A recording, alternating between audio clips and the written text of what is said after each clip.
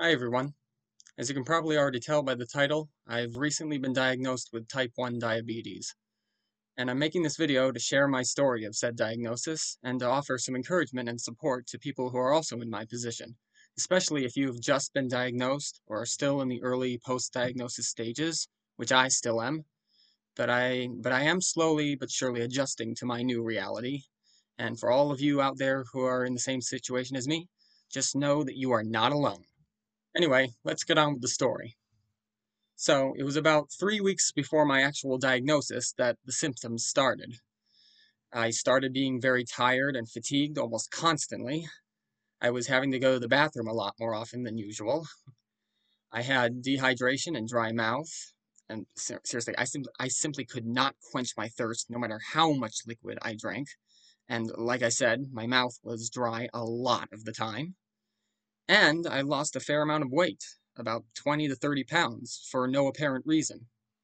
So, like I said, it went on like this for about 3 weeks, during which it did not get any better. And finally, it got so bad one day that I took the day off from work. And later that same day, I went over to urgent care because I was starting to get really worried at this point. So I dragged myself over to urgent care, and while I was there, they took my vitals, they did a few tests, including a urine test and a blood sugar test. And right there, when they took my blood sugar, they discovered that it was critically high. It was in the 500 or 600 range. So they took me over to the emergency room, and they hooked me up to some IVs and hooked me up to insulin. And then, after a little while, I got checked into the hospital. They wheeled me from the emergency room up to a hospital room, and I ended up staying in hospital for the next couple of days. And eventually, the diagnosis results came in, and sure enough, I've got type 1 diabetes. So, for those of you who don't know, I'll explain how type 1 diabetes works. So, your body produces insulin, which allows sugar from your blood, from what you eat and drink, to go into your cells for energy. Type 1 diabetes is an autoimmune disease where your body stops being able to produce enough insulin. And so instead of going into your cells, the sugar stays in your blood. And this, as you may guess, can cause your blood sugar to go too high, which over long periods of time can eventually cause damage to many parts of your body, including your eyes, your kidneys, nerves, and heart. Also, when your blood sugar gets too high, your body tries to expel it by peeing it out, which explains why I had to go to the bathroom so often and why I was so dehydrated. And meanwhile, your cells are starving because they're not getting the energy that they need from the blood sugar, which explains both my constant fatigue and my weight loss. And sadly, there still is no cure for type 1 diabetes, but fortunately, it is manageable nowadays. So, needless to say, I'm glad I went into urgent care when I did. My condition would undoubtedly have gotten a lot worse otherwise, to put it mild. As it was, I believe I actually did get a bit of kidney damage, but thankfully that started healing up while I was in the hospital. So, yeah, going to urgent care literally ended up saving my life. In fact, I shouldn't be laughing there. It still scares me to think of that fact, honestly. So, obviously, I wasn't expecting any of this. I mean, the type 1 diabetes diagnosis and all. I didn't see it coming at all. My family has no history of diabetes that I know of, and it just came out of nowhere. Just literally out of nowhere. But, that's just how life goes sometimes. Terrible, unexpected things sometimes happen, and you just have to deal with it.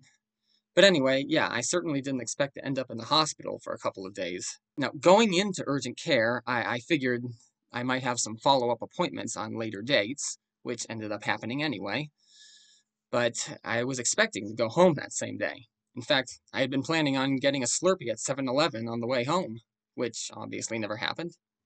And within the past couple of days before that, I had been thinking about getting a Costco pizza, but I never did. And as it turned out, obviously, it was for the best that I didn't. But still. Anyway, my hospital stay honestly wasn't bad. That said, it did have a few negative points here and there. For example, at one point when I was receiving potassium, now most of the potassium I took there came in the form of pills, But there was one point where I had some potassium pumped into me through a tube for about an hour or so, and it was quite painful. It burned. It wasn't agonizing or anything, but it was really unpleasant, and needless to say, I was very glad when it finally ended. But other than that, my stay there was honestly okay. The nurses, the doctors, and everyone else who attended to me were very nice and supportive. And my meals there were decent. I even got to have pizza for dinner on one of my nights there. It wasn't exactly Costco pizza, but it was alright, and undoubtedly a lot less unhealthy than Costco pizza. Now, since getting discharged from the hospital, my life has been a bit hectic. I've got follow-up appointments, I've had a lot of new information coming in, and so forth. I even got my second COVID booster shot, which is especially good because now I'm at higher risk of severe disease from COVID now that I have diabetes. But things are starting to calm down and fall into place, and I am adjusting. Now, the biggest and hardest part of this all is the changes I've had to make to my diet and eating habits. Whenever I want to eat something now, I have to take into consideration my blood sugar, my carb consumption, and so forth. I no longer have the freedom I used to have there.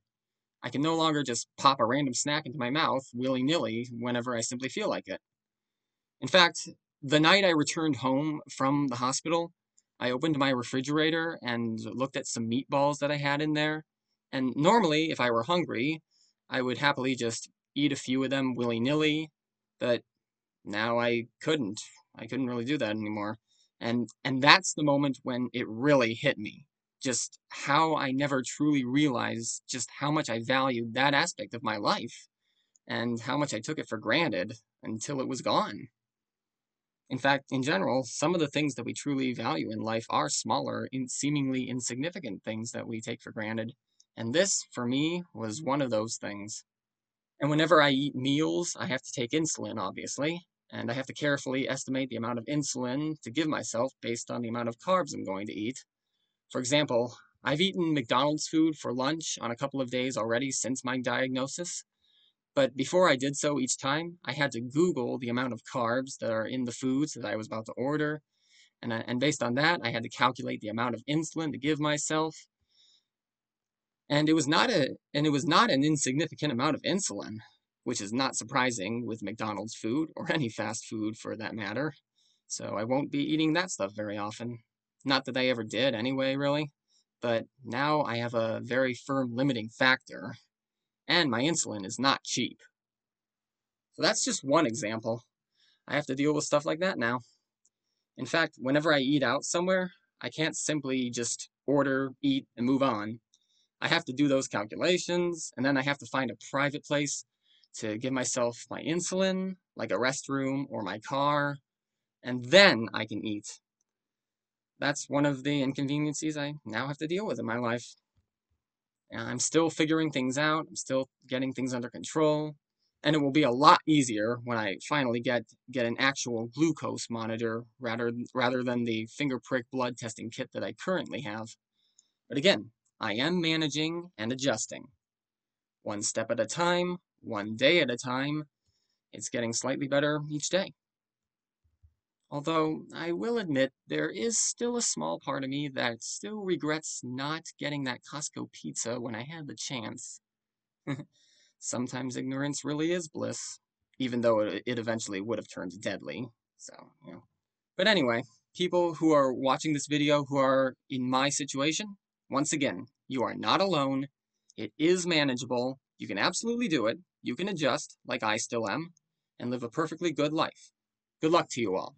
Alright, that's it for this video. If you liked it, please give this video a like, subscribe to my channel, and feel free to share this video around. Thanks for listening. Goodbye.